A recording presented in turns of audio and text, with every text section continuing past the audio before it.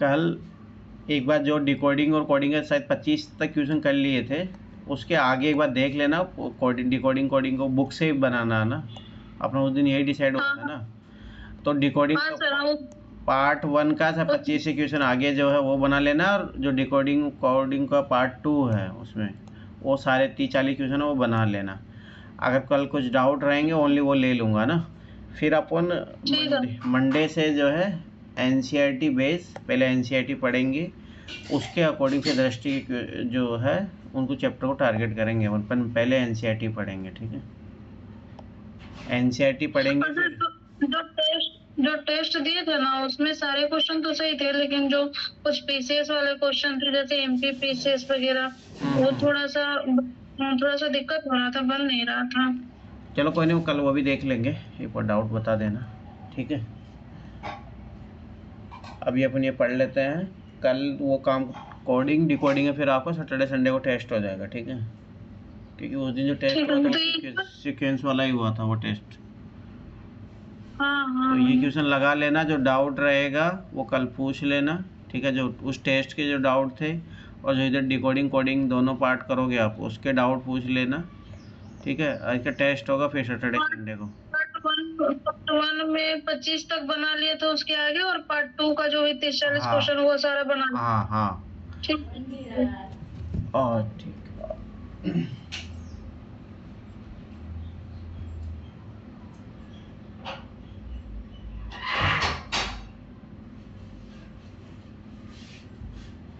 तो कल वो टॉपिक कंप्लीट हो जाएगा। टॉपिक कंप्लीट होता है फिर मंडे से अपन NCERT बेस करेंगे, ठीक है। NCERT कराते जाऊंगा, फिर मैं इधर जो दृष्टि की बुक है, ठीक है, उसकी क्वेश्चन देते जाऊंगा, ठीक है। चलो ये लास्ट चैप्टर है। अब देखो ये पिछले ऐसे PT में 1-2 क्वेश्चन पूछे हैं ट्राइब को लेके, तो थोड़ा बहुत आइडिया होना चाहिए। बस इस चैप्टर का 1-आध बार पढ़ लो। देखो ये चैप्टर जो जैसे 10th क्लास 9th क्लास में तो मैं ना बार बार पढ़ने की जरूरत नहीं है ये। हाँ 8th क्लास इंपॉर्टेंट है, उसको ज़रूर पढ़ना है बार बार, ठीक है। पर इसमें याद रखना, इसमें कोई नहीं है। 10th क्लास में एक चैप्टर आएगा, वो मैं कल बता दूंगा सर, 2nd चैप्टर है वो, हाँ भारत में राष्ट्रवाद, वो बहुत इंपॉर्टेंट है, उसे हर साल क्वेश्चन आते हैं, ठीक है। तो वो एक चैप्टर है जो आपको रेगुलर पढ़ना है। उसके बाद में 12th जो है उस NCERT में भी ऐसे है, उसको पढ़ना है। पर याद रखना विपिन चंद्रा को है उसको छोड़ना नहीं, अब मतलब मॉडर्न हिस्ट्री के लिए। अगर आपने स्पेक्ट्रम नहीं पढ़ी है तो बिल्कुल भी पढ़ने की ज़रूरत नहीं है स्पेक्ट्रम पढ़ने की, क्योंकि 1000-1200 पेज है, कोई मतलब है नहीं, फालतू का बुक है वो।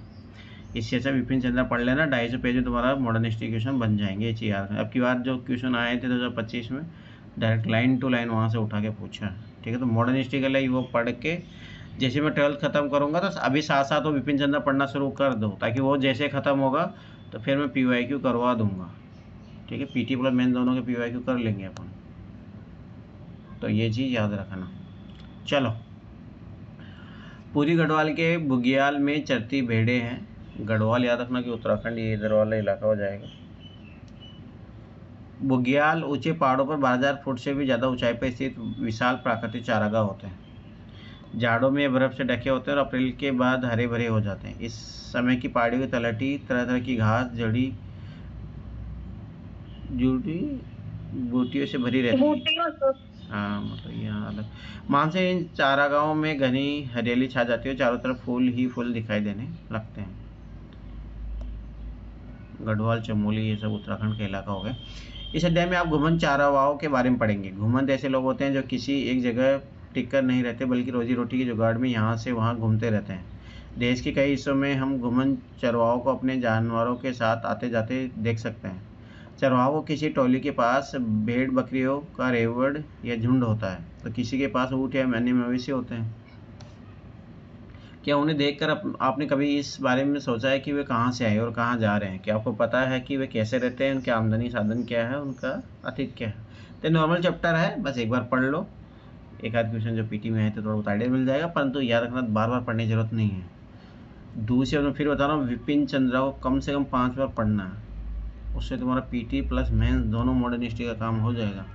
फिर मॉडर्न हिस्ट्री में कुछ नोट्स दूंगा, बस वो पढ़ लेना। जो मतलब इनमें नहीं मिलेंगे तो वो मैं नोट्स दे दूंगा आप लोगों को, बस उसके अलावा कुछ पढ़ना नहीं है मॉडर्न हिस्ट्री में। चरवाहों के इतिहास को पुस्तकों में विरले ही जगह मिल पाती है। जब भी आप अर्थव्यवस्था के बारे में पढ़ते हैं, फिर चाहे वह इतिहास की कक्षा हो या अर्थशास्त्र की, सिर्फ कृषि और उद्योगों के बारे में ही पढ़ते हैं। कभी कभार इन कक्षाओं में कारीगरों के बारे में पढ़ने को मिल जाता है, लेकिन चरवाहों के बारे में पढ़ने लिखने को ज़्यादा कुछ नहीं मिलता, मानो उनकी ज़िंदगी का कोई मतलब ही ना हो। अक्सर मान लिया जाता है कि वे ऐसे लोग हैं जिनके लिए आज की आधुनिक दुनिया में कोई जगह नहीं है, जैसा उनका दौर बीत चुका हो। इस अध्याय में आप देखेंगे कि भारत और अफ्रीका जैसे समाजों में चरवाही का कितना महत्व है। यह आप जानेंगे कि उपनिवेशवाद ने उनकी ज़िंदगी पर कितना गहरा असर डाला है और उन समुदायों ने आधुनिक समाज के दबाव किस तरह सामना किया। इस भाग में हम पहले भारत और उसके बाद अफ्रीका के चरवाहों को ज़िंदगी का अध्ययन करेंगे। घुमन चरवाहे, उनकी आवाजाही कैसी थी। 1850 के दशक में जीसी बॉन्ड्स ने कांगड़ा के गुजरों का वर्णन इस प्रकार। कांगड़ा याद रखना, फिर वही उत्तराखंड ये वाला इलाका आएगा। पहाड़ियों में रहने वाले गुज्जर शुद्ध चरवाहा कबीले के लोग हैं। वे लगभग न के बराबर खेती करते हैं। गद्दियों के पास भेड़ बकरी होती है तो गुज्जर गाय भैंस पालते हैं। ये लोग जंगलों के किनारे रहते हैं और दूध, घी और मवेशी से मिलने वाली दूसरी चीज़ें बेचकर अपना पेट पालते हैं। घर के मर्द मवेशियों को चुराने ले जाते हैं और कई बार हफ्तों तक घर नहीं लौटते। इस बीच में जंगल में अपने रेवड़ के साथ ही रहते हैं। औरत सिर पर टोकरियाँ और कंधे पर हांडियाँ लटकाकर रोज़ बाजार चली जाती है। उनकी हांडियों में दूध, मक्खन और घी आदि होता है। वे सिर्फ इतनी चीज़ें ही बाजार में ले जा पाती है जितनी घर चलाने के लिए काफ़ी हो।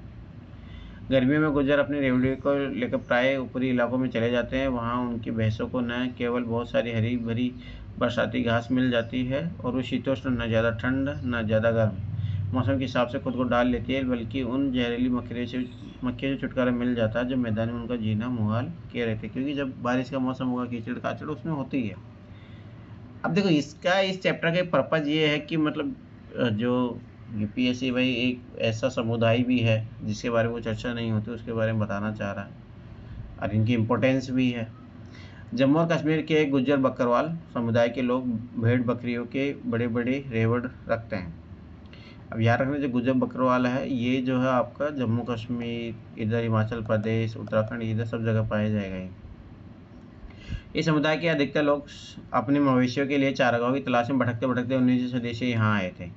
जैसे जैसे समय बीतता गया वे यहीं के होकर रह गए, यहीं बस गए। इसके बाद वे सर्दी गर्मी के हिसाब से अलग अलग चारागाहों में जाने लगे। जाड़ों में जब ऊंची पहाड़ियों बर्फ़ से ढक जाती थी तो वे शिवालिक की निचली पहाड़ियों में आकर डेरा डाल लेते हैं। अब याद रखना कि हिमालय के 3 है तो शिवालिक नीचे वाला है।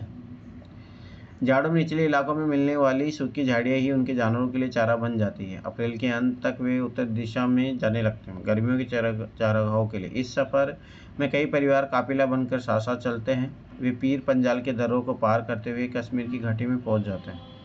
अब ये भी याद रखना कि अब देखिए छोटे छोटे क्वेश्चन आए भाई, पीर पंजाल पहुंचने के लिए कौन सी घाटी से पार करना पड़ता है आपको, मतलब पीर पंजाल के दर्रे से आप कश्मीरी घाटी पहुंच सकते हो।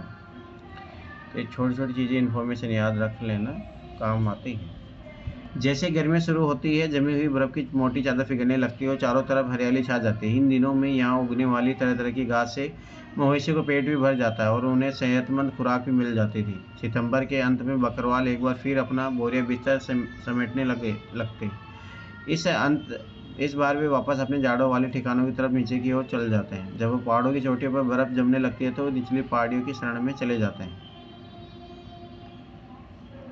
पास के पहाड़ों में चरवाहों का एक और समुदाय रहता था। हिमाचल प्रदेश के इस समुदाय को गद्दी कहते हैं। ठीक है, ये लोग मौसमी उतार चढ़ाव का सामना करने के लिए इस तरह सर्दी गर्मी के हिसाब से अपनी जगह बदलते रहते थे। वे भी शिवालिक की निचली पहाड़ियों में अपने मवेशियों को झाड़ियों में चराते हुए जाड़ा बिताते थे। अप्रैल आते आते वे उत्तर की तरफ चल पड़ते थे और पूरी गर्मी लाहौर और स्पीति में बिता देते थे। जब बर्फ़ पिघलती और ऊंचे दर्रे खुल जाते थे तो उनमें से बहुत सारे ऊपरी पहाड़ों में स्थित घास के मैदानों में जा पहुंचते थे। सितंबर तक वे दोबारा वापस चल पड़ते। वापसी में वे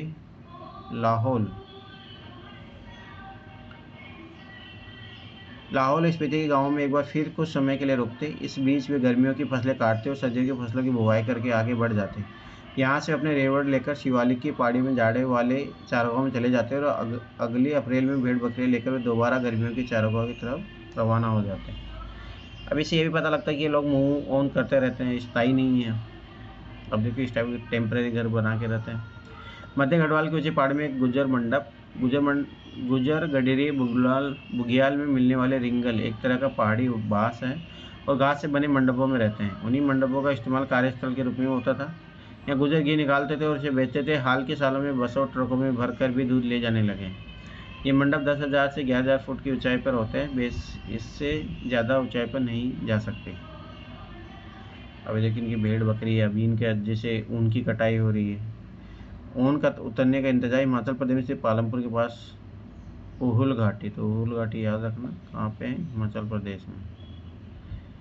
अब ये देखो भाबर, गढ़वाल और कुमाऊं के इलाकों में पहाड़ी निचले हिस्से के आसपास पाया जाने वाला शुष्क या सूखे जंगल को इलाकों को भाबर कहता है। बुग्याल, ऊंची पहाड़ों में स्थित घास के मैदान, याद रखना थोड़ा ही। बुग्याल ऐसे टर्मोलॉजी पीछे पूछ लेता है। अभी तो गद्दी भेड़ों को ऊन उतारते रहे हैं। सितंबर तक गद्दी ऊंचे मैदानों धार से नीचे आने लगते हैं। रात में कुछ समय तक रुक कर अपनी भेड़ों को ऊन उतरवाते हैं। ऊन काटने से पहले भेड़ों को नहला धुलाकर साफ किया जाता है। अब सोचेंगे कितनी मल्टीपल कमाई होगी, इनका दूध भी बिकता है, तो इससे ये आय का भी ही एक सोर्स है इनका अच्छा खासा। आइए अब जरा और पूर्व की तरफ चले। गढ़वाल और कुमाऊं के गुज्जर चरवाहे सर्दियों में बाबर के सूखे जंगलों की तरफ और गर्मियों में अपनी ऊपरी घास के मैदानों बुग्याल की तरफ चले जाते थे। इनमें से बहुत सारे हरे भरे चारागाहों की तलाश में 19वीं सदी में जम्मू से उत्तर प्रदेश की पहाड़ियों में आए थे और बाद में यहीं बस गए। सर्दी गर्मी के हिसाब से हर साल चारागाह बदलते रहने का यह चलन हिमालय के पर्वतों में रहने वाले बहुत सारे चरवाहा समुदाय में दिखाई देता था। अभी यार ने जो यहाँ पे बोला कि भाई जम्मू उत्तर प्रदेश में बस गए थे आके, तो पहले उत्तराखंड जो उत्तर प्रदेश का ही पार्ट था। यहाँ के भोटिया, शेरपा और किन्नौरी समुदाय के लोग भी इसी तरह के चरवाहे थे। तो ये चीज़ याद रखना, भोटिया, शेरपा, आगे एक मैप आएगा वो जरूर बना लेना पीटी में अपना, जो भी है डायरी में, उसे किसी ने पूछा भी है किसी ने। ये सभी समुदाय मौसमी बदलाव के हिसाब से खुद को डालते थे और अलग अलग इलाकों में पड़ने वाले चारागाहों के बेहतरीन इस्तेमाल करते थे। जब एक चारागाह की हरियाली खत्म हो जाती थी या इस्तेमाल के काबिल नहीं रह जाती थी तो किसी और चारागाह की तरफ चले जाते थे। इस आवाजाही से चारागाह ज़रूरत से ज़्यादा इस्तेमाल से भी बच जाते थे और उनमें दोबारा हरियाली व जिंदगी भी लौट आती थी। पठारों, मैदानों और रेगिस्तानों में चरवाहे सिर्फ पहाड़ों में ही नहीं रहते थे, वे पठारों, मैदानों और रेगिस्तानों में भी बहुत बड़ी संख्या में मौजूद थे। तो एक थोड़ा एक आइडिया रखना चाहिए, जैसे कि पीटी में किसी ने बोल दी कि ओनली चरवाहे जो है पहाड़ों में ही रहते हैं, तो ऐसा नहीं है। धंगर महाराष्ट्र का एक जाना माना चरवाहा समुदाय है, ठीक है। 20वीं सदी की शुरुआत में समुदाय की आबादी लगभग 4,67,000 थी। उनमें से ज़्यादातर गडेरी या चरवाहे थे। हालांकि कुछ लोग कंबल और चादरें भी बनाते थे, जबकि कुछ बेस पालते थे। धंगर गडेरी बरसात के दिनों में महाराष्ट्र के मध्य पठारों में रहते थे। यहाँ एक अर्धशुष्क इलाका था जहाँ बारिश बहुत कम होती थी और मिट्टी भी खास उपजाऊ नहीं थी। चारों तरफ सिर्फ कटीली झाड़ियाँ होती थी। बाजरे जैसी सूखी फसलों के अलावा यहाँ को और कुछ नहीं उगता था। मानसून में यह पट्टी धंगरों के जानवरों के लिए एक विशाल चारागाह बन जाती थी। अक्टूबर के आसपास धंगर बाजरे की कटाई करते थे और चारागाहों की तलाश में पश्चिम की तरफ चल पड़ते थे। करीब महीने भर पैदल चलने के बाद वे अपने रेवड़ों के साथ कोंकण के इलाके में जाकर डेरा डाल देते, मतलब कोंकण तट जो हो गया गोवा वाला। अच्छी बारिश और उपजाऊ मिट्टी की बदौलत इस इलाके में खेती खूब होती थी। कोंकणी किसान भी इन चरवाहों को दिल खोलकर स्वागत करते थे।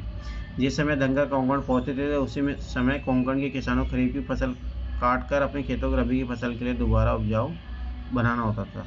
तो ये कचरा वचरा खा जाते थे आराम से, तो उनके लिए फ़ायदा हो गया। पश्चिमी राजस्थान के थार रेगिस्तान में चरते रायका समुदाय के ऊँट। यहाँ पाई जाने वाली सूखी और कटीली झाड़ियों के सहारे सिर्फ ऊँट ही जिंदा रह सकते हैं, लेकिन पर्याप्त भोजन पाने के लिए उन्हें भी बहुत बड़े इलाकों में चरना पड़ता है। अब तो इससे ये भी पता लगता है कि भाई हर जानवर की एक अपना अलग इम्पोर्टेंस होता है, उसकी अलग इकोलॉजी होती है, सब कुछ। रबी जाड़ों की फसलें जिनकी कटाई मार्च के बाद शुरू होती है। खरीफ सितंबर अक्टूबर में काटने वाली फसलें और ठूंठ मतलब पौधों की कटाई के बाद ज़मीन में रह गई जाने वाली उनकी जड़। जो पराली का जो अभी है दिक्कत, तो यही तो है। सोचो कि ये एक सॉल्यूशन ये भी है, जो ये समुदाय होते हैं इनको अलाउ कर दो आप पंजाब के खेतों में, इनमें हरियाणा में देख लो सब चौपाट कर जाएंगे, कोई ज़रूरत ही नहीं ना जलाने की उनकी। एक सॉल्यूशन ये भी है भाई। तो दिल्ली में पॉल्यूशन की जो प्रॉब्लम अभी होने वाली है, डंगरों के मवेशी मतलब पराली जलना शुरू तो हो गई है, अभी कल ही तो न्यूज में आया था। हाँ वही मैं बता रहा हूँ, इस चीज़ का सॉल्यूशन ये भी है ना, इनको छोड़ दो। देखो ये सब सोचो, जब ये कटीली झाड़ियाँ खा जाते हैं तो उसको भी खाई जाएंगे ठूठों को, ये भेड़ बकरी ये सब होती है। डंगरों के मवेशी खरीफ की कटाई के बाद खेतों में बची रहेगी ठूठों को खाते हैं, देख लो ये सॉल्यूशन है। और उनके गोबर से लेकिन बहुत सारा होता है ना, उतना कैसे कर पाएंगे? क्या हो गया? जैसे हरियाणा वगैरह में तो मतलब एक एक व्यक्ति के पास 100 बीघा जमीन, बहुत सारे होते हैं ना, तो उतना रेवड़ भी कैसे तो कोई बहुत जानवर। होते हैं, ये रेवड़ तो जो लेके घूमते हैं भाई बहुत हैं, बहुत ज्यादा होते हैं। राजस्थान में बहुत ऐसे समुदाय, आराम से सपा चट कर जाएंगे भाई। कोंकणी किसान डंगरों को चावल भी देते थे जिन्हें वे वापस अपने पठारी इलाकों में ले जाते थे, क्योंकि वहाँ इस तरह के अनाज बहुत कम होते थे। मानसून की बारिश शुरू होते ही डंगर कोंकण और तटीय इलाके छोड़कर सूखे पठारों की तरफ लौट जाते थे, क्योंकि भेड़े गीले मानसूनी हालात को बर्दाश्त नहीं कर पाते। कर्नाटक और आंध्र प्रदेश में सूखे मध्य पठार घास और पत्थरों से अटे पड़े थे। इन मवेशियों, भेड़ बकरियों, गडेरियों का ही बसेरा रहता था। यहाँ गोला समुदाय के लोग गाय पालते थे, जबकि कुरुमा और कुरुबा समुदाय भेड़ बकरियाँ पालते थे। हाथ के बने कंबल बेचते थे। ये लोग जंगलों, छोटे छोटे खेतों के आसपास रहते थे। वे अपने जानवरों की देखभाल के साथ साथ कई दूसरे काम धंधे भी करते थे। पहाड़ी चरवाहों के विपरीत यहाँ के चरवाहों के एक स्थान से दूसरे स्थान जाना सर्दी गर्मी से तय नहीं होता था। ये लोग बरसात और सूखे मौसम के हिसाब से अपनी जगह बदलते थे।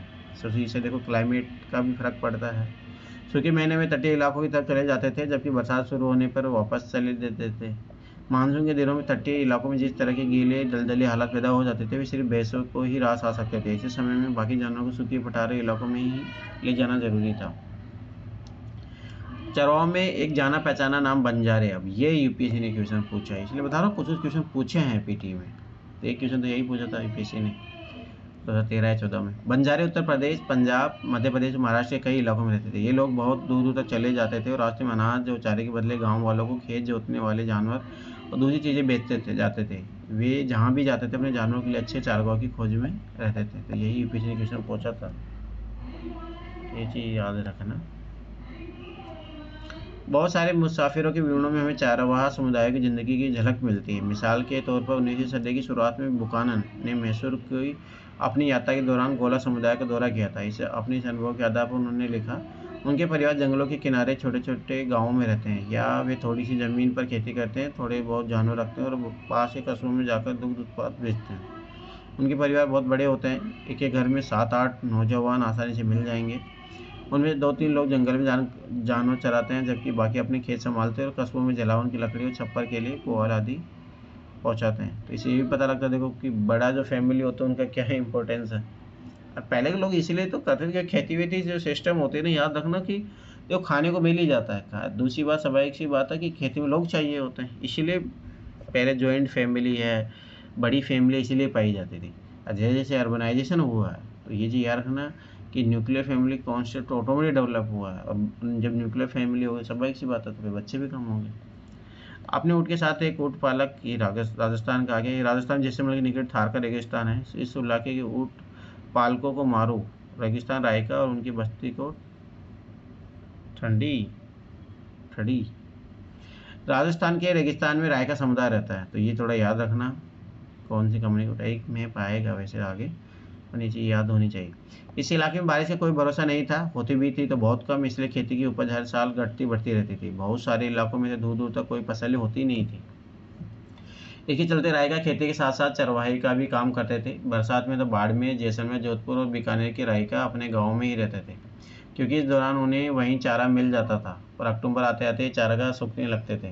नतीजन ये लोग नए चारागाहों की तलाश में दूसरे इलाकों की तरफ निकल जाते थे और अगली बरसात में वापस लौटते थे। राहिकाओं का एक तबका ऊँट पालता था, जबकि कुछ भेड़ बकरियाँ पालते थे। इसे हम देख सकते हैं कि चरवाहा समुदाय की ज़िंदगी कई चीज़ों के बारे में काफ़ी सोच विचार करके आगे बढ़ती थी। उन्हें इस बात का हमेशा ख्याल रखना पड़ता था कि उनके रेवड़ एक इलाके में कितने दिनों तक रह सकते हैं और उन्हें कहाँ पानी और चारागाह मिल सकते हैं। उन्हें न केवल एक इलाके से दूसरे इलाके में जाने का सही समय चुनना पड़ता था, बल्कि यह भी देखना पड़ता था कि उन्हें किन इलाकों से गुजरने की छूट मिल पाएगी और किन इलाकों से नहीं। सफ़र के दौरान उन्हें रास्ते में पड़ने वाले गाँवों के किसानों से भी अच्छे संबंध बनाने पड़ते थे, ताकि उनके जानवर किसानों के खेतों में घास चर सके और उनको उपजाऊ बनाते चले। अपनी रोजी रोटी के जुगाड़ में उन्हें खेती, व्यापार और चरवाही ये सारे काम करने पड़ते थे। आइए अब देखिए अपनी शासन के दौरान यानी अंग्रेजों के ज़माने में चरवाहू जीवन किस तरह बदला। अब ध्यान रखना, अब देखो ये इनकी फिर एक, जैसे राजस्थान में ऊँटों का मेला बढ़ता है, ठीक है, तो ऐसे ही अब एक कल्चर भी डेवलप होगा। पश्चिमी राजस्थान में बालोतरा स्थित ऊँट मेला, ऊँट पालक यहाँ ऊँटों की खरीद फरोख्त के लिए आते हैं। मेले में मारू रायका ऊँटों के 25 टन में अपनी महारत का भी प्रदर्शन करते हैं। इस मेले में गुजरात से भी घोड़े भी लाए जाते हैं। अभी देखो यहीं पर रोटी वोटी बनाएंगे। मेला पुष्कर का जो हुआ है ऊँट मेला अजमेर में जो है, ये मारू रायकों की वंशावली बताने वाले हैं। वंशावली बताने वाले समुदाय का इतिहास बताता है। इस तरह की मुख्य परंपराएं चरवाहा समुदाय को अपनी पहचान का भाव मिलता है। इन परंपराओं से हमें पता चलता है कि कोई समूह अपने अतीत को किस तरह देखता है। चरगांव तलाश में निकलते मालधारी चरवाही उनके गांव कच्छ के रन में स्थित है। कच्छ का रन गुजरात, याद रखना। अपनी शासन और चरवाहों का जीवन एच.एस. गिब्सन जो है वन ऑफिसर था दार्जिलिंग में, उसने लिखा था 1913 में। चरवाही के लिए प्रयोग किए जा रहे जंगल को किसी और काम के लिए प्रयोग नहीं किया जाएगा और वहाँ से इमारती लकड़ी से ईंधन इकट्ठा नहीं किया जाएगा जो मुख्य वन उत्पाद होते थे। तो इनको आज़ादी थी। मतलब औपनिवेशिक शासन के दौरान चरवाहों की ज़िंदगी में गहरे बदलाव आए। उनकी चारागाह सिमट गई, इधर उधर जाने पर बंदिशें लगने लगी और उनसे जो लगान वसूल किया जाता था उसमें भी वृद्धि हुई। मतलब इनको भी नहीं छोड़ा। खेती में उनका हिस्सा घटने लगा, उनके पैसे ओनरों पर भी बहुत बुरा असर पड़ा। आइए देखें कि सब कैसे हुआ और क्यों हुआ। पहली बात, अंग्रेज सरकार चरगाहों की खेती की ज़मीन में तब्दील कर देना चाहती थी। ज़मीन से मिलने वाला लगान उसकी आमदनी का एक बड़ा स्रोत था। खेती का क्षेत्रफल बढ़ने से सरकार की आय में और बढ़ोतरी हो सकती थी। इतना ही नहीं, इससे जूट जो पटसन होता है, कपास, गेहूं और अन्य खेती चीज़ों के उत्पादन में भी इजाफा हो जाता था जिनकी इंग्लैंड में बहुत ज़्यादा ज़रूरत थी। अंग्रेजी अफसरों को बिना खेती की ज़मीनों का कोई मतलब समझ भी नहीं आता था। उसे न तो लगान मिलता था और न ही उपज। अंग्रेजी ज़मीन को बेकार मानते थे, उस खेती के लायक बनाना जरूरी था। इसी बात को ध्यान में रखते हुए 19वीं शताब्दी के मध्य से देश के विभिन्न भागों में प्रतिभूमि विकास के लिए नियम बनाए जाने लगे। इस कायदे कानूनों के जरिए सरकार वो गैर खेती ज़मीनों को अपने कब्जे में लेकर कुछ खास लोगों को सौंपने लगी। इन लोगों को कई तरह की रियायतें दी गई और इस ज़मीन की खेती के लायक बनाने उस पर खेती करने के लिए जमकर बढ़ावा दिया गया। ऐसे कुछ लोग गांव का मुखिया भी बना दिया गया। इस तरह कब्जे में ली गई ज़्यादातर ज़मीनें चारागाहों की थी जिनका चरवाही नियमित रूप से इस्तेमाल किया करते थे।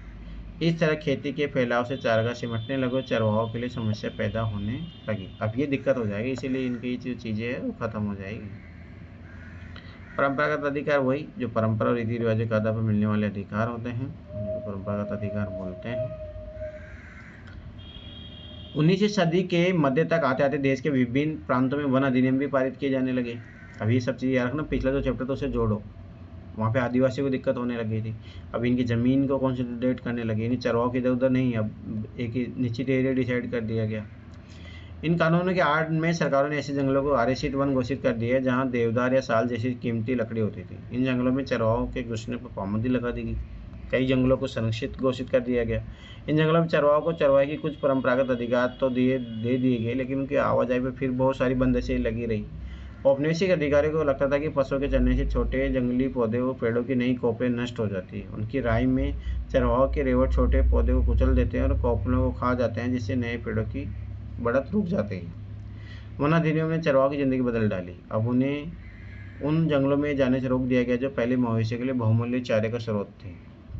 जिन क्षेत्रों में उन्हें प्रवेश की छूट दी गई वहाँ भी उन पर कड़ी नज़र रखी जाती थी। जंगलों में दाखिल होने के लिए उन्हें परमिट लेना पड़ता था, इसी बोलते परमिट राज।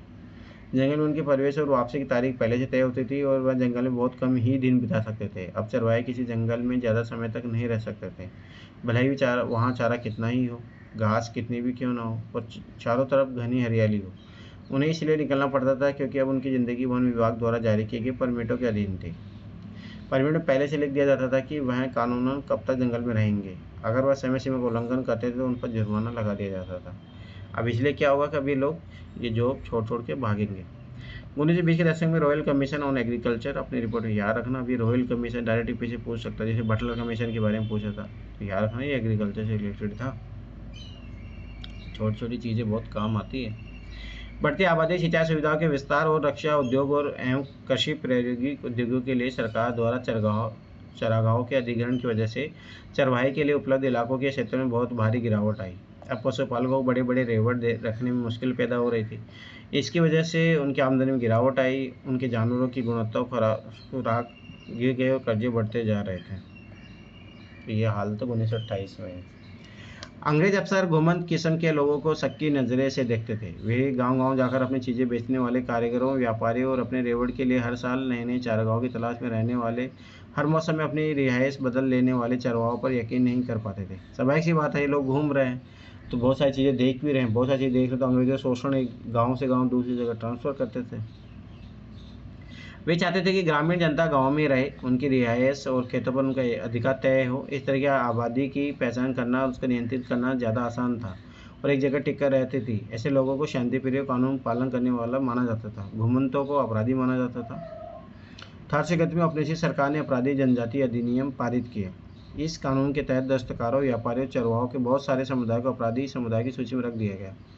उन्हें कुदरती और जन्मजात अपराधी घोषित कर दिया गया। इस कानून के लागू होते ही ऐसे सभी समुदायों को कुछ खास अधिसूचित गाँवों बस्तियों में बस जाने का हुक्म सुना दिया गया। उनकी बिना परमिट आवाजाही पर रोक लगा दी गई। ग्रामीण पुलिस उन पर सदा नजर रखने लगी। राजस्थान में जो मीणा जनजाति थे उनको भी इस एक्ट के तहत अपराधी घोषित कर दिया था, क्योंकि ये लोग भी जो आदिवासी थे तो इधर उधर जाते थे। अपनी आमदनी बढ़ाने के लिए अंग्रेजों ने लगान वसूलने का हर संभव रास्ता अपनाया। उन्होंने ज़मीन, नहरों के पानी, नमक, खरीद फरोख्त की चीज़ें और यहाँ तक कि मवेशियों पर भी टैक्स वसूलने का ऐलान कर दिया। चरवाहों से चरगाहों में चरने वाले एक एक जानवर पर टैक्स वसूल किया जाने लगा। देश के ज़्यादातर चरवाही इलाके में 19वीं सदी के मध्य से चरवाही टैक्स लागू कर दिया गया था। प्रति मवेशी टैक्स की दर से तेज़ी से बढ़ती चली गई और टैक्स वसूली की व्यवस्था दिनों दिन मजबूत होती गई। 1850-1880 के दशक के बीच टैक्स वसूली का काम बाकायदा बोली लगाकर ठेकेदारों से ऊपर सौंप दिया जाता था। अब ये और ज़्यादा शोषण बढ़ेगा। ठेकेदारी पाने के लिए ठेकेदार सरकार को जो पैसा देते थे उसे वसूल करने और साल भर में ज़्यादा से ज़्यादा मुनाफा बनाने के लिए जितना चाहे उतना कर वसूल सकते थे। 1880 के दशक तक आते आते सरकार ने अपने कारिंदों के माध्यम से सीधे चरवाहों से ही कर वसूलना शुरू कर दिए। हर एक चरवाहे को एक पास जारी कर दिया गया। किसी भी चारागाह में दाखिल होने के लिए चरवाहों को पास दिखाकर पहले टैक्स अदा करना पड़ता था। चरवाहे के साथ कितने जानवर है और कितना टैक्स चुका है, इस बात को उसके पास में दर्ज कर दिया जाता था। अब सभी बात दिक्कत होगी। अब देखो ये मैप है, बस ये थोड़ा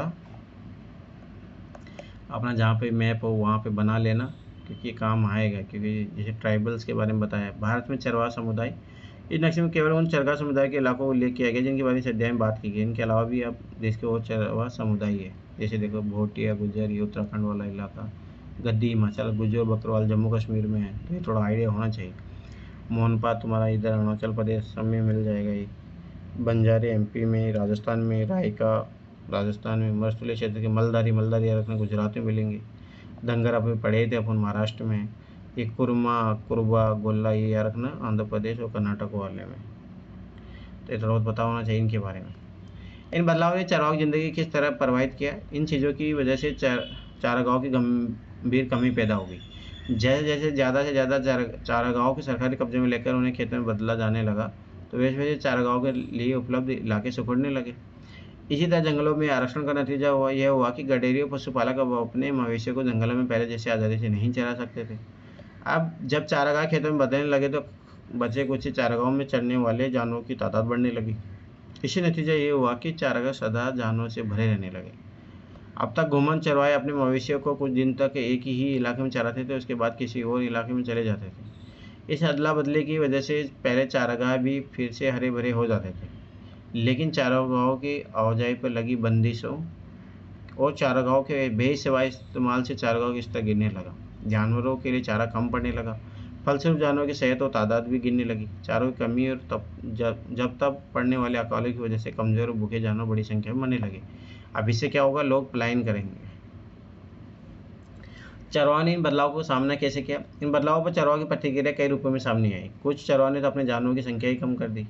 अब बहुत सारे जानवरों को चराने के लिए पहले की तरह बड़े बड़े और बहुत सारे मैदान नहीं बचे थे। जब पुराने चरगाहों का इस्तेमाल मुश्किल हो गया तो कुछ चरवाहों ने नए नए चरगाह ढूंढ ली। मिसाल के तौर पर ऊँट और भेड़ पालने वाले रायका 1947 के बाद न तो सिंध में दाखिल हो सकते थे और न सिंधु नदी के किनारे अपने जानवरों को चरा सकते थे। भारत और पाकिस्तान के बीच खींच दी गई नई सीमा रेखा उन्हें इस तरह जाने से रोक दिया गया। जाहिर है अब उन्हें जानवरों को चराने के लिए नई जगह ढूंढनी थी। अब वे हरियाणा के खेतों में जाने लगे, जहाँ कटाई के बाद खाली पड़े खेतों में अपने मवेशियों को चरा सकते थे। देखो मैं बता रहा था ना, वो चीज़ सॉल्यूशन है वो। इस समय खेतों की खाद की भी ज़रूरत होती थी, तो उन्हें इन जानवरों के मलमूत्र से मिल जाती थी।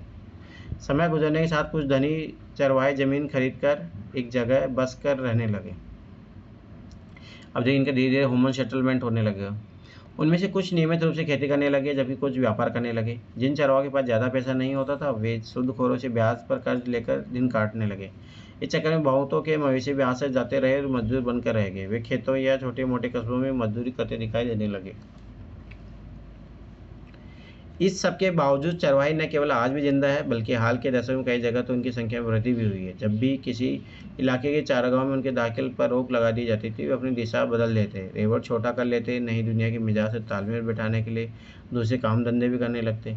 बहुत सारे परिस्थिति वैज्ञानिक मानते हैं कि सूखे इलाकों और पहाड़ों में जिंदा रहने के लिए चरवाही ही सबसे व्यावहारिक रास्ता है। इसलिए बता रहा हूँ, देखो हर चीज़ का इम्पोर्टेंस होता है, ऐसे पता लगता है। तो आप ऐसे वैसे में लिख सकते हो इनके बारे में, कहीं पे भी जहाँ विपरीत परिस्थितियाँ हो, सब कुछ अपने अकॉर्डिंग नहीं हो, परंतु कुछ ऐसे समुदाय होते हैं जो जलवायु के अकॉर्डिंग, वहाँ की परिस्थिति के अकॉर्डिंग अपने आप को डाल लेते हैं। तो बहुत अच्छा एग्जाम्पल रहेगा ऐसे के लिए। बहरहाल चरवाहों पर इस तरह के बदलाव सिर्फ हमारे देश में ही नहीं, तोहफे की दुनिया के बहुत सारे इलाकों में नए कानून और बसावट के तौर तरीकों ने उन्हें आधुनिक दुनिया में आ रहे बदलाव के मुताबिक अपनी ज़िंदगी को डरा बदलने पर मजबूर किया। आधुनिक विश्व में आए इन बदलाव से निपटने के लिए बाकी देशों चरवाहों ने क्या रास्ते अपनाए। अफ्रीका में चरवाहा जेवर। आइए अब जरा अफ्रीका की तरफ चले, जहाँ दुनिया की आधे से ज़्यादा चरवाहा आबादी रहती है। आज भी अफ्रीका के लगभग 2.25 करोड़ लोग रोजी रोटी के लिए किसी न किसी तरह की चरवाही गतिविधियों पर ही आश्रित है। इनमें बदुइन्स, बर्बर्स, मासाई, सोमाली, बोरान और तुर्काना जैसे जाने माने समुदाय भी शामिल है। इनमें ज़्यादातर अर्धशुष्क घास के मैदानों या सूखे रेगिस्तानों में रहते हैं, जहाँ वर्षा आधारित खेती करना बहुत मुश्किल है। यहाँ की चरवाही गाय, बैल, ऊँट, बकरी, भेड़ और गधे पालते हैं। दूध, मांस, पशु की खाल व ऊन आदि बेचते हैं।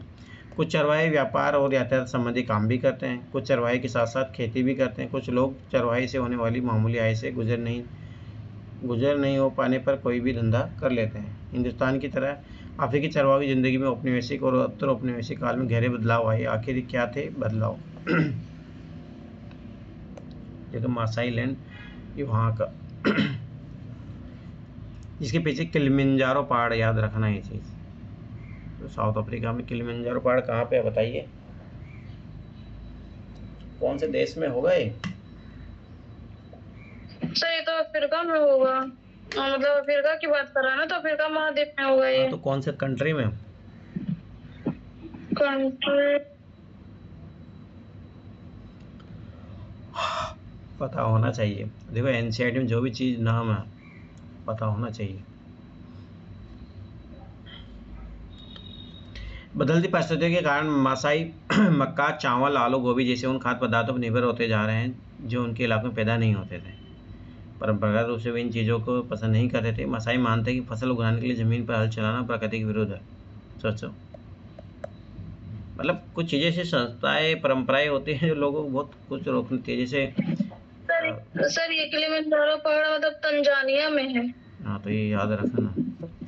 यदि आप ज़मीन पर खेती करने लगते हैं तो चरवाहे के लायक नहीं रहती है। बताइए एसोसिएशन। अब देखो ये चीज़ यार, यहाँ से भी क्वेश्चन पूछा मैं पहले बता रहा हूँ। देखो विक्टोरिया झील, तो मासाई यहाँ रहते हैं तंजानिया में। देखो ये रहा, देखो Kenya, Somali, boron Somali, Ethiopia, Sudan, तुर्काना, Uganda, जायरे नदी भी है एक, याद रखना है चीज़। तो ये सब पता होना चाहिए थोड़ा। बर्बर्स, यूपीएससी क्वेश्चन पूछा है। मोर्स, ताउगरा, वोदा फुलानी, कबश, बेजा, डानाकिल, सोमाली, हेरेरो, ये हेरेरो है ना, जिम्बाब्वे की शायद, राजस्थानी भी है यहाँ पे, तस्वाना, जुलू। अभी क्वेश्चन पूछा है सोमालिया है, उसके साइड में जो रेड सी है, उसे से तो क्वेश्चन पूछा था अभी बीपीएससी। ये ऐसे भी इम्पोर्टेंट होता ही है, ये पता होना चाहिए। ठीक है, आगे देखो। अफ्रीकी चरवाहा समुदाय। इन परिवर्तनों को हम चरवाहा के खास समुदाय के माध्यम से समझने की कोशिश करेंगे। चलिए इसके लिए मासाई नाम के समुदाय को चुन लेते हैं। मासाई पशुपालक मोटे तौर पर पूर्वी अफ्रीका के निवासी हैं। इनमें से लगभग 3 लाख दक्षिणी केन्या में और करीब 1.5 लाख तंजानिया में रहते हैं। अभी हम देखेंगे नए कानून बंदिशों ने किस तरह न केवल उनकी ज़मीनें उनसे छीन ली, बल्कि उनकी आवाजाही पर भी बहुत सारी पाबंदियाँ थोप दी। इन कानूनों के कारण सूखे के दिनों में उनकी ज़िंदगी गहरे तौर पर बदल गई और उनके सामाजिक संबंध भी एक नई शक्ल में ढल गए। तंजानिया के बारे में। ब्रिटेन ने पहले विश्व युद्ध के दौरान उस इलाके पर कब्जा कर लिया था जिसे जर्मन ईस्ट अफ्रीका कहा जाता था। 1919 में तंजानिया ब्रिटिश नियंत्रण में आ गया। 1961 में उसे आज़ादी मिली और 1964 में जंजीबार के विलय के बाद उसे तंजानिया का नाम दिया गया। तो इतना ज़्यादा इंपॉर्टेंट नहीं है, पता थोड़ा बहुत आइडिया होना चाहिए। चरगाहों का क्या हुआ? मासाइयों की सबसे बड़ी समस्या ये रही कि उनके चारगाह दिनों दिन सिमटते जा रहे हैं। औपनिवेशिक शासन से पहले मासाई लैंड का एक इलाका उत्तरी केन्या से लेकर तंजानिया के घास के मैदानों स्टेपीज, याद रखना स्टेपीज, घास के मैदान बोले जाते हैं, तो अफ्रीका में बोले जाते हैं, याद रखना, तक फैला हुआ था। 19वीं सदी के आखिर में यूरोप की साम्राज्यवादी ताकतों ने अफ्रीका में कब्जे के लिए मारकाट शुरू कर दी और अपने बहुत सारे इलाकों को छोटे छोटे उपनिवेशों में तब्दील कर अपने कब्जे में ले लिया। 1885 में ब्रिटिश केन्या और जर्मन तंगानिका के बीच एक अंतर्राष्ट्रीय सीमा खींचकर मासाई लैंड के 2 बराबर टुकड़े कर दिए गए। बाद के सालों में सरकार ने गोरों को बसाने के लिए बेहतरीन चारागाहों को अपने कब्जे में ले लिया। मसाइयों को दक्षिणी केन्या और उत्तरी तंजानिया के छोटे से इलाकों में समेट दिया गया। औपनिवेशिक शासन से पहले मसाइयों के पास जितनी ज़मीन थी उसका लगभग 60% हिस्सा उनसे छीन लिया गया। तो बचाई क्या उनके पास? उन्होंने उसी सूखे इलाके में कैद कर दिया गया जहाँ न तो अच्छी बारिश होती थी और न ही हरे भरे चारागाह। 19वीं सदी के अंतिम सालों में ब्रिटिश औपनिवेशिक सरकार पूर्वी अफ्रीका में भी स्थानीय किसानों को अपनी खेती के क्षेत्रफल को ज़्यादा से ज़्यादा फैलाने के लिए प्रोत्साहित करने लगी। देखो सेम पैटर्न भारत में जो कर रहे थे।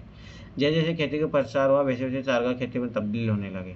अंग्रेजों के आने से पहले मसाई आर्थिक और राजनीतिक दोनों स्तर पर किसान पड़ोसी पर भारी पड़ते थे। औपनिवेशिक शासन के अंत तक आते आते यह समीकरण बिल्कुल उलट चुका था। बहुत सारे चारागाहों का शिकारगाह बना दिया गया। केन्या में मसाई मारू और सांबरू नेशनल पार्क, ये चीज़ याद रखना। तंजानिया में सेरेंगेटी पार्क जैसे शिकारगाह इस तरह के अस्तित्व में आए थे। इस पे फिर इतना नहीं पूछता है, इतना अंदर जाके पर पीछे पूछ लेता है। इन आरक्षित जंगलों में चरवाहों का आना मना था। इन इलाकों में न तो शिकार कर सकते थे न ही अपने जानवरों को चरा सकते थे। ऐसे बहुत सारे आरक्षित जंगलों में अब तक मसाई अपने ढोर डंगर चराया करते थे। मिसाल के तौर पर सेरेंगेटी नेशनल पार्क को 14,770 वर्ग किलोमीटर से ज़्यादा क्षेत्रफल मसाइयों की चारागाह पर कब्जा करके बनाया गया था। आप सोचिए कि इस पूरा एकदम सूखा इलाका है। अब इनका ड्रेस कल्चर देखो, एक याद करो उसे एक डांसर फेमस हुआ था, वो इसी टाइप के कपड़े पहनता था वो। घास के बिना पशु मवेशी बकरे कुपोषण का शिकार हो जाते, जिसका मतलब है चरवाहों के परिवार और बच्चों के लिए भोजन कम पड़ने लगता था। सूखे और भोजन की सर्वाधिक कमी से ग्रस्त इलाका एम्बोस्ली नेशनल पार्क के आसपास पड़ता है, जिसके पर्यटन से होने वाली आय पिछले साल लगभग 24 करोड़ केनियन शिलिंग थी, लगभग 35 लाख अमेरिकी डॉलर। सोचो कितने करोड़ रुपए की। किलिमंजारो जल परियोजना भी इसी इलाके से जाती है, लेकिन यहाँ रहने वाले समुदाय न तो पीने के लिए नहीं सिंचाई के लिए इस परियोजना के पानी का इस्तेमाल कर सकते हैं। कोई मतलब नहीं है। मासाई नाम माँ सबसे निकला है। मासाई का मतलब होता है मेरे लोग। परंपरागत रूप से मासाई घुमंत और चरवाहा समुदाय के लोग होते हैं जो अपने आजीविका के लिए दूध और मांस पर आश्रित रहते हैं। उचित तापमान और कम वर्षा के कारण यहाँ शुष्क धूल भरे और बेहद गर्म हालात रहते हैं। इसे अर्ध शुष्क विषुववर्तीय इलाकों में सूखे के हालात सामान्य हैं। ऐसे समय में बहुत सारे जानवर मर जाते हैं। अफ्रीका की अन्य जगहों पर चरवाहों की इस तरह की मुश्किलों का सामना करना पड़ा। दक्षिण पश्चिमी अफ्रीका में स्थित नामीबिया के काओकोलैंड चरवाहे परंपरागत रूप से काओकोलैंड और पास में स्थित ओवम्बा लैंड के बीच आते जाते रहते थे। ये लोग आसपास के इलाकों में जानवरों के खाल, गोश्त और अन्य वस्तुएं बेचा करते थे। नई भौगोलिक सीमा ने दूर दूर के इलाकों में आने जाने पर पाबंदी लगा दी, जिससे उनका पहले ही दोनों इलाकों में आना जाना पूरी तरह बंद हो गया। अब इनकी शिकायत अब इनकी क्या शिकायत है इसे पता लगता है कि उनकी स्थिति कैसी थी। हम बड़ी मुश्किल में हैं, हम बस रोते रहते हैं, हमें कैद में डाल दिया गया है, हमें तो पता भी नहीं है कि हमें बंद क्यों किया गया है, हमें जेल में है, हमारे पास रहने की कोई जगह नहीं है, हम दक्षिण में गोश्त नहीं ला सकते, गोश्त मतलब मांस, खालों को बाहर नहीं भेज सकते। ओवम्बा लैंड अब हमारे लिए बंद हो चुका है। अब लंबे समय तक ओवम्बा लैंड में रह रहे हैं। हम अपने जानवरों को, अपनी भेड़ों और बकरियों को वहाँ ले जाने चाहते हैं, पर सीमाएँ बंद है। ये सीमाएँ हमें मारे दे रही है। जीना मुश्किल है। नामीबिया स्थित काओकोलैंड के चरवाहों के स्थान 1949 में ये हालात है। औपनिवेशिक अफ्रीका के बहुत सारे स्थानों पर पुलिस के चरवाहों के आने जाने पर नजर रखने, उन्हें गोरों के इलाकों में दाखिल होने से रोकने बंदोबस्त किया गया। नामीबिया में काओकोलैंड के चरवाहों के आने जाने पर पाबंदी लगाने के लिए दक्षिण पश्चिमी अफ्रीका की मजिस्ट्रेट ने पुलिस को ऐसा ही एक निर्देश दिया था। जब तक कोई बहुत खास हालात पैदा न हो जाए तब तक इन मूल निवासियों के इलाके में दाखिल होने के लिए पास जारी नहीं किए जाए। इस आदेश के मकसद इलाकों में दाखिल होने वाले निवासियों की संख्या पर अंकुश लगाना और उन्हें काबू में रखना था, इसलिए उन्हें सामान्य यात्री पास किसी भी हालत में जारी नहीं किए जाए। सोचो है उस देश के मतलब ओरिजिनल लोग हैं। अंग्रेजों के लिए सोचो, मतलब कितनी खतरनाक विडंबना है ये। अच्छा, चारागांव जल संसाधनों के हाथ से निकल जाने की वजह से उस छोटे से इलाके पर दबाव बहुत ज़्यादा बढ़ गया और जिससे मसाई को धकेल दिया गया। एक छोटे से इलाके में लगातार चराई का ये नतीजा ये हुआ कि चरगांव के स्तर गिरने लगी। चारे की हमेशा कमी रहने लगी। मवेशी को पेट भरना एक स्थायी समस्या बन गई। अब सरहदें बंद हो गई। 19वीं सदी में चरगांव की खोज में बहुत दूर दूर तक चले जाते थे। जब एक जगह के चरगाह सूख जाते थे वे अपने रेवड़ लेकर किसी और जगह चले जाते थे। 19वीं सदी के आखिरी दशकों से औपनिवेशिक सरकार उनकी आवाजाही पर तरह तरह की पाबंदियां लगाने लगी। मसाइयों की तरह अन्य चरवाहों को भी विशेष आरक्षित इलाकों की सीमाओं में कैद कर दिया गया। अभी समुदाय इन आरक्षित इलाकों की सीमा के पार आ जा नहीं सकते थे। वे विशेष परमिट लिए बिना अपनी जानों को लेकर बाहर नहीं जा सकते थे। अब देखो ये भारत में जैसा हो रहा है। लेकिन परमिट हासिल करना भी कोई आसान काम नहीं था। इसके लिए उन्हें तरह तरह की बाधाओं का सामना करना पड़ता था। उन्हें तंग किया जाता था। अगर कोई नियम पालन नहीं करता तो उसे कड़ी सजा दी जाती थी। चरवाहों के गोरे के इलाके में पड़ने वाले बाजार में दाखिल होने से भी रोक दिया गया। अब सोचो इनका मार्केट ही नहीं है तो फिर बिकेगा कहाँ सामान। बहुत सारे इलाकों में तो वे कई तरह के व्यापार भी नहीं कर सकते थे। बाहर से आए गोरे और यूरोपीय औपनिवेशिक अफसर उन्हें खतरनाक और बर्बर स्वभाव वाला मानते थे, जैसे भारत में मान रहे थे। उनकी नज़र में ऐसे लोग थे जिनके साथ कम से कम संबंध रखना ही उचित था। लेकिन इन स्थानीय लोगों से किसी भी तरह के संबंध न रखना भी मुमकिन भी नहीं था, मतलब ज़रूरत भी थी इनकी। आखिर खानों से माल निकालने, सड़कें बनाने, शहर बसाने के लिए गोरों को इन कालों को श्रम का ही तो भरोसा था।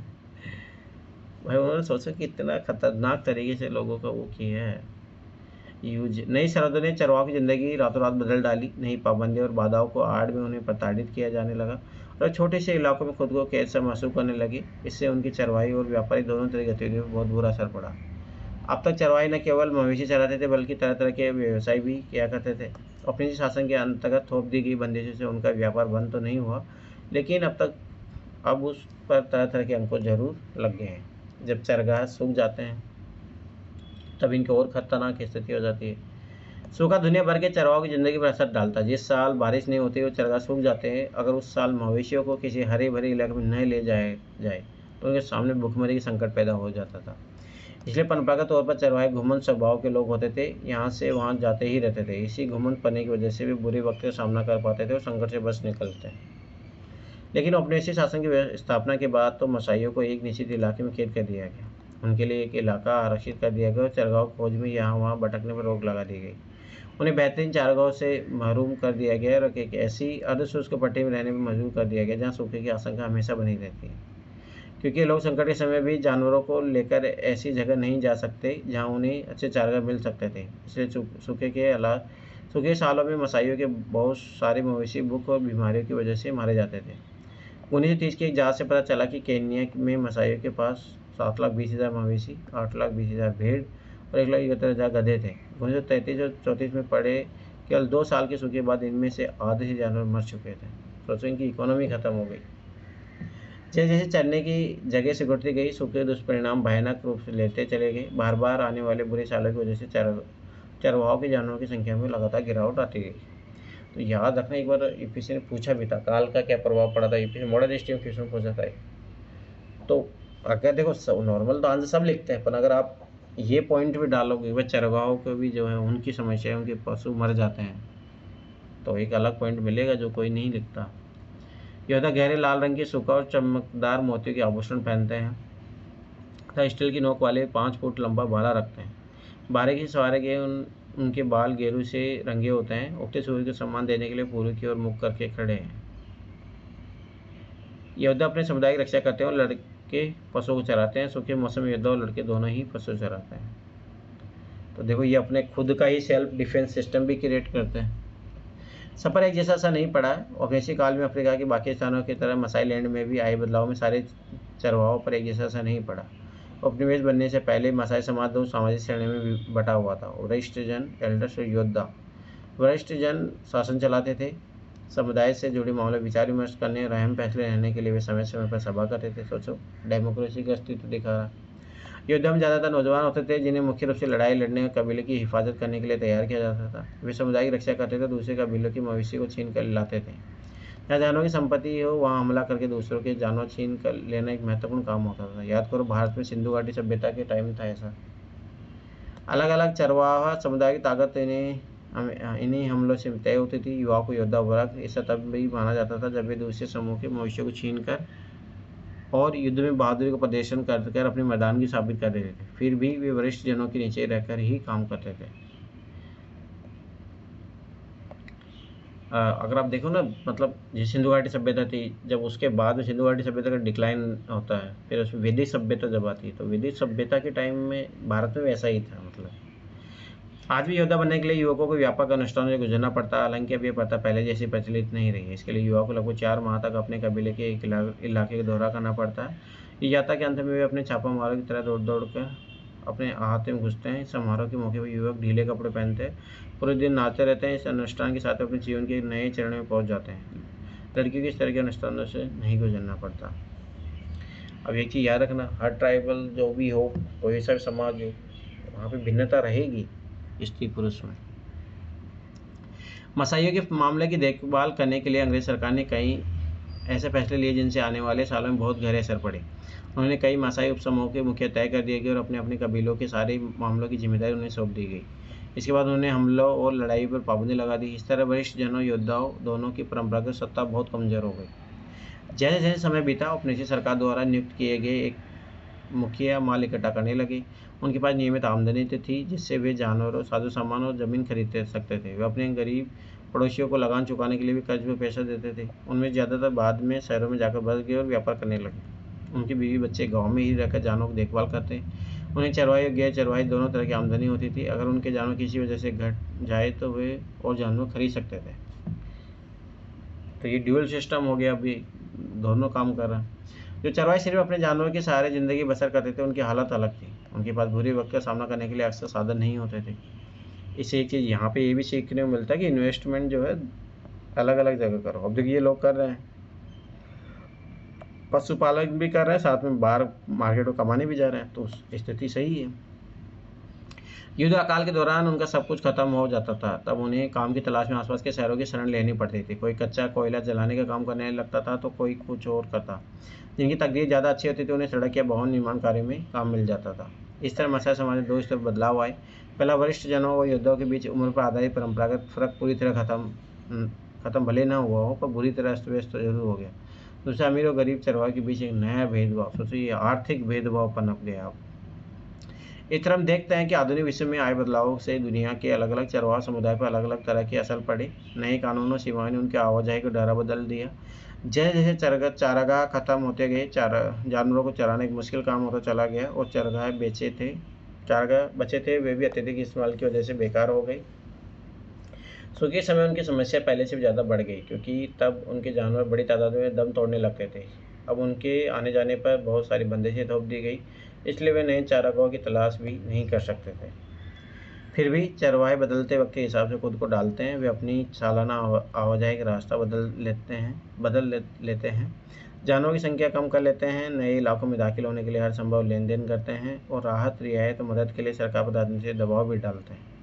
वे उन इलाकों में अपने अधिकारों को बचाए रखने के लिए अपना संघर्ष जारी रखते हैं जहाँ से उन्हें खदेड़ने की कोशिश की जाती है, और जंगलों के रखरखाव प्रबंधन में अपना हिस्सा मांगते हैं। चरवाहे अतीत के अवशेष नहीं हैं, वैसे लोग नहीं हैं जिनके लिए आज की आधुनिक दुनिया में कोई जगह नहीं है। पर्यावरणवादी और अर्थशास्त्री अब इस बात की काफ़ी गंभीरता से मानने लगे हैं कि घुमंत चरवाहों की जीवन शैली दुनिया के बहुत सारे पहाड़ों, सूखे इलाकों से जीवन यापन के लिए सबसे ज़्यादा उपयुक्त है। अभी देखो गडेरिया समुदाय राजस्थान में जयपुर का है।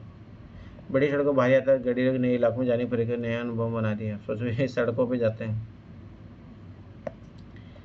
ये कोई काम का चैप्टर है नहीं, कोई नई मेंस का क्वेश्चन लिखने की ज़रूरत है इसका। ठीक है, तो कल अपन जो है 10th क्लास के शुरू करेंगे। उसमें भी है ना, एक तो वर्ल्ड हिस्ट्री के लिए पहला चैप्टर इंपॉर्टेंट है और दूसरा मॉडर्न हिस्ट्री के लिए इंपॉर्टेंट है। बाद में तो पीछे चौथा थोड़ा ठीक है, थोड़ा बहुत है, 5 तो ऐसे काम का नहीं है। जो भी हो अगले वीक तक कंप्लीट हो जाएगा। और ये जो है सैटरडे संडे आप लोगों का 8th क्लास को 9th क्लास का मिक्स करके, मतलब modern history plus world history का टेस्ट होगा और उधर जो है कोडिंग डिकोडिंग का टेस्ट होगा। ठीक है, तो ये चीज़ याद रखना। तो अरे हाँ, वो जो दृष्टि का जो बुक भेजा हूँ उसके क्वेश्चन लगाओ। मैं पहले बता रहा हूँ, साथ के साथ करते जाओ, चैप्टर वाइज करते जाओगे। मॉडर्न हिस्ट्री का लगाना है सर। हाँ, मतलब एक बार उसको ओपन करके बता देंगे उसमें जो भी है आप लगाइए सर। हाँ, जो चैप्टर पढ़ते जा रहे हैं वैसे वैसे लगाते जाओ।